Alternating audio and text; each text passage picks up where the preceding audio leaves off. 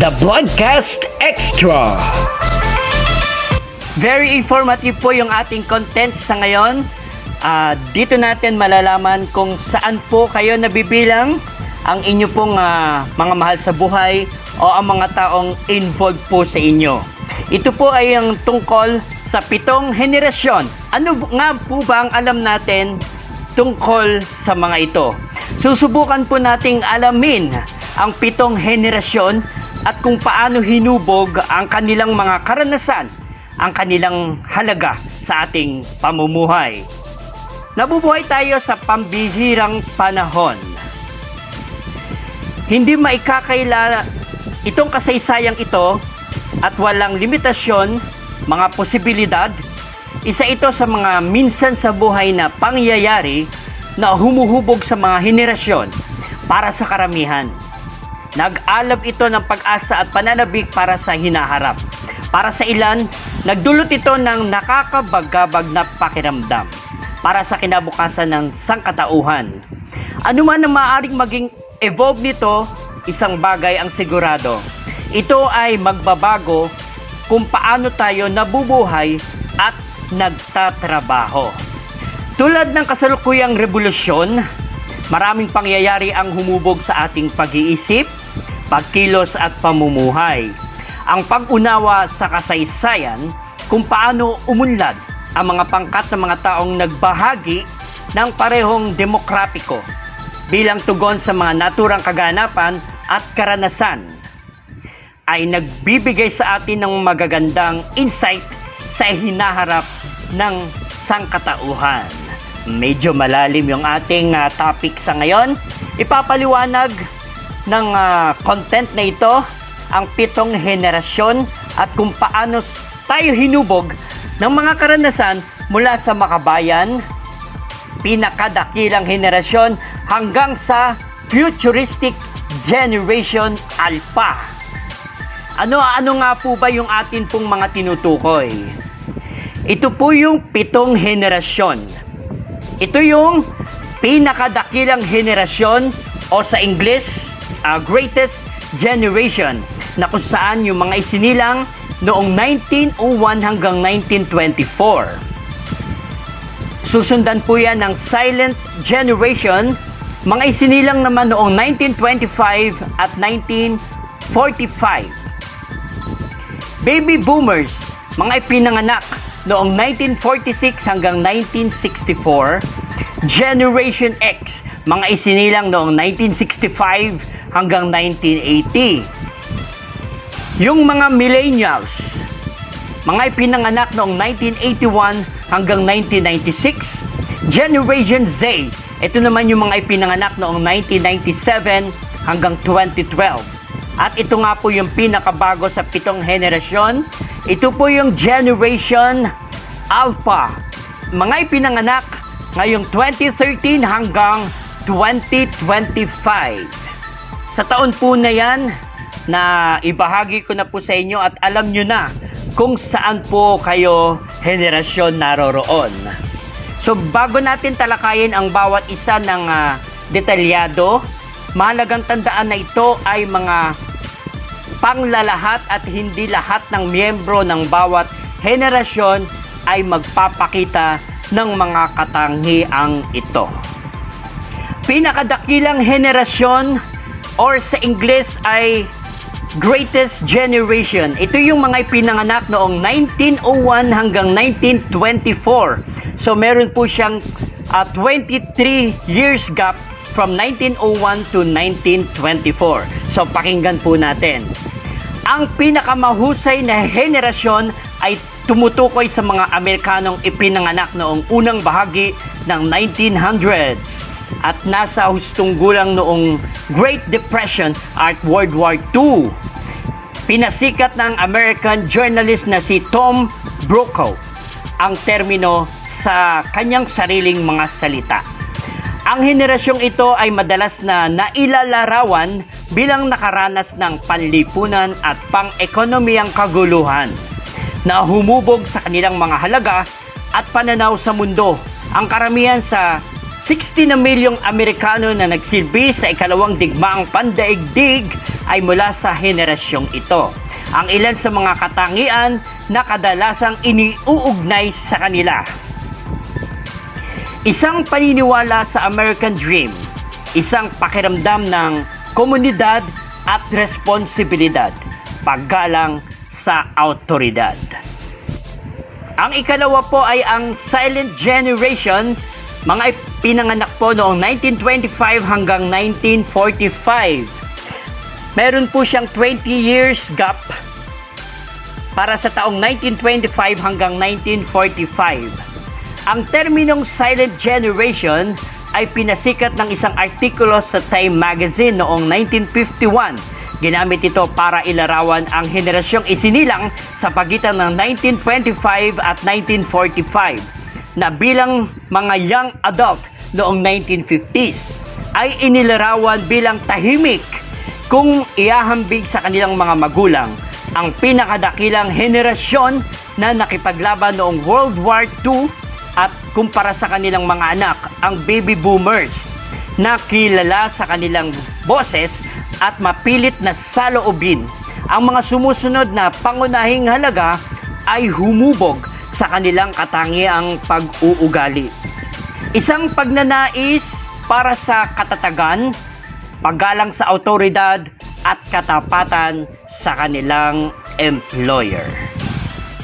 Ang pangatlo po ay ang baby boomers, mga ipinanganak po noong 1946 hanggang 1964. So meron pong 18 years gap mula po 1946 hanggang 1964. At kung atin pong titignan, dito po sa taong ito, 1946 hanggang 1964, dito po nakabilang yung atin pong mga magulang. So aalamin po natin yung mga katangian ng mga baby boomers na tinatawag. Ang baby boomer ay mga Amerikanong ipinanganak sa pagitan ng kalagitnaan ng 1940s at kalagitnaan ng 1960s. Ang henerasyong ito ay tinawag na baby boomers dahil sa makabuluhang pagtaas ng bilang ng mga ipinanganak sa panahong ito pagkatapos ng World War II. Pagkatapos ito ay umuwi ang mga sundalo at nagsimula ng kanilang mga pamilya. Isang pagnanais para sa pagbabago at pag-unlad, isang pagtuon sa personal na katuparan at teknolohikal na pagbabago. Yan po yung ilan sa mga katangian ng mga baby boomers. Ang pang-apat po ay ang Generation X or sa English ay ang mga Generation X. Mga ipinanganak noong 1965 hanggang 1980. So, meron po siyang 15 years gap mula po 1965 hanggang 1980.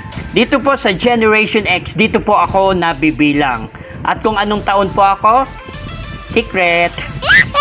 So, aalamin po natin yung mga katangian po ng mga Generation X na tinatawag.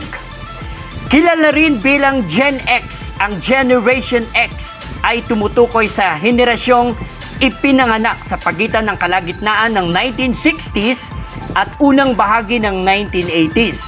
Ang termino ay unang ginamit ng photographer na si Robert Capa.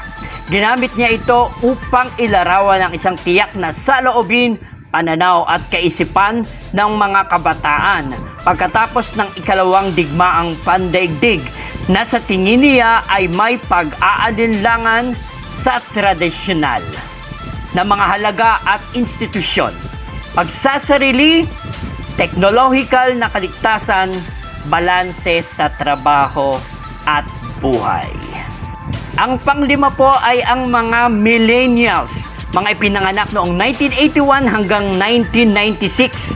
So meron po siyang 15 years gap mula po 1981 hanggang 1996. Ito po yung mga sumunod po sa tinatawag na Gen X. Ito yung mga millennials.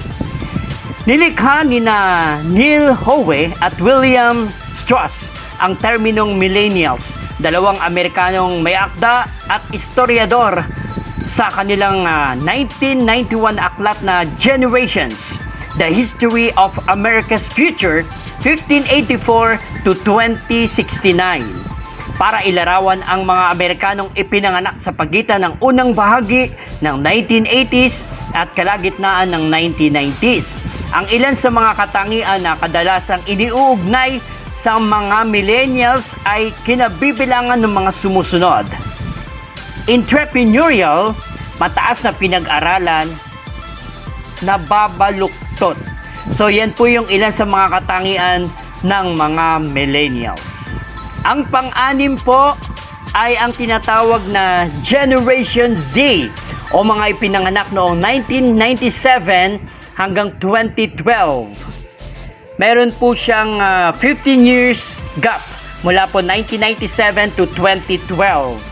Ang Generation Z na kilala rin bilang Gen Z, iGen or Zoomers ay tumutukoy sa henerasyong ipinanganak sa pagitan ng kalagitnaan ng 1990s at unang bahagi ng 2010s. Ito ang ilan sa mga katangian ng Gen Z. Ito yung mga kabataan. Digital natives, may kamalayan sa lipunan at politika, at iba't iba pa. So yan, ito yung mga kabataan ngayon na tinatawag po na Gen Z. At para po makompleto ang 7 henerasyon, ito po ang Generation Alpha, mga ipinanganak ngayong 2013 hanggang 2025.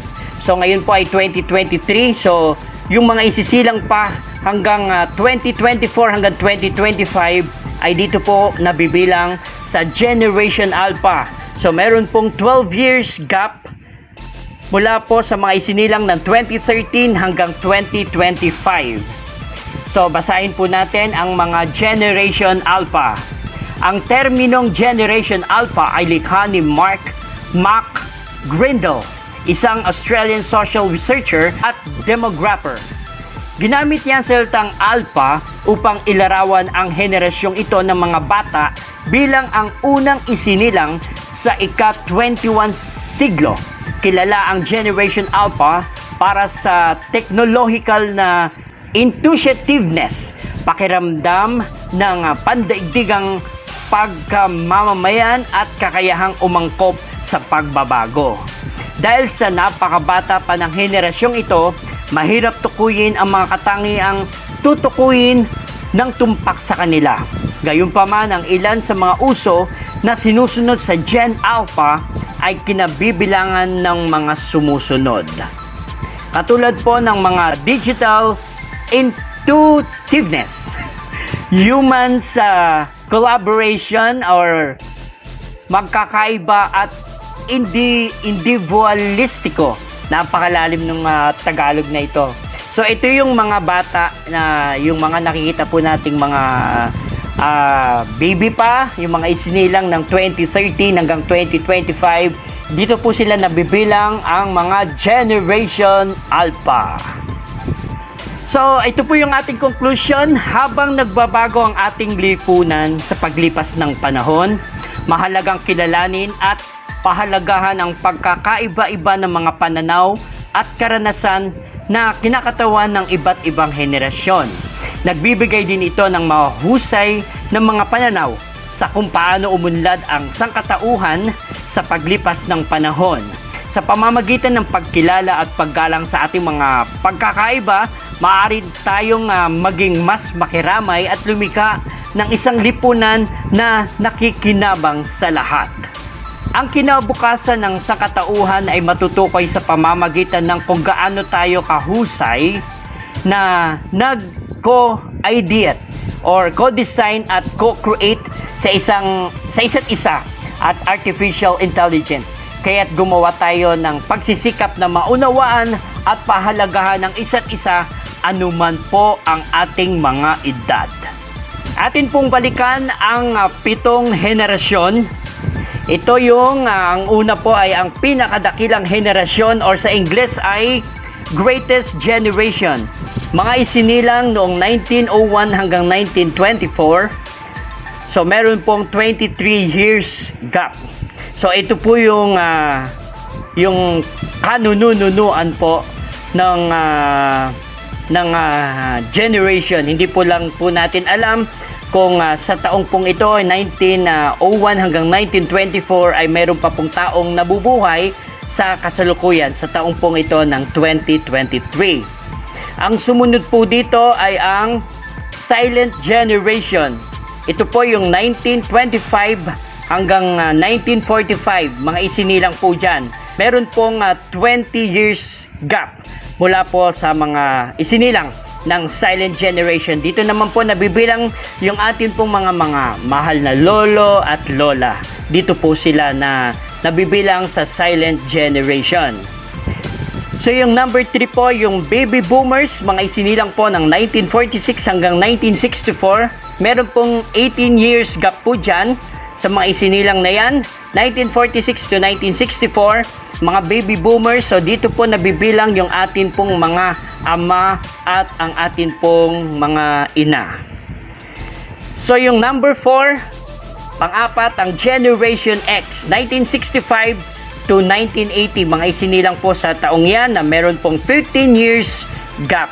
So dito po ako nabibilang sa Generation X. So ito po yung yung atin pong mga kabataan after po ng baby boomers. Ayan. So yung number 5, yung millennials. Ito, papunta na po tayo doon sa mga bago-bagong edad. Mga isinilang po noong 1981 hanggang 1996. So meron pong 15 years gap. So tutungo tayo sa number 6, ang Generation Z or Gen Z. Mga isinilang noong 1997 hanggang 2012. So meron pong 15 years gap po para sa mga isinilang po ng mga Gen Z.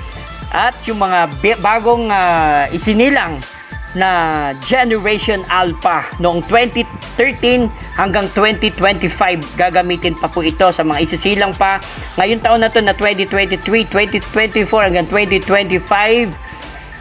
Meron po yan from 2013 to 2025, meron pong 12 years gap. So ito yung mga baby pa na isinilang po na tinatawag pong Generation Alpha.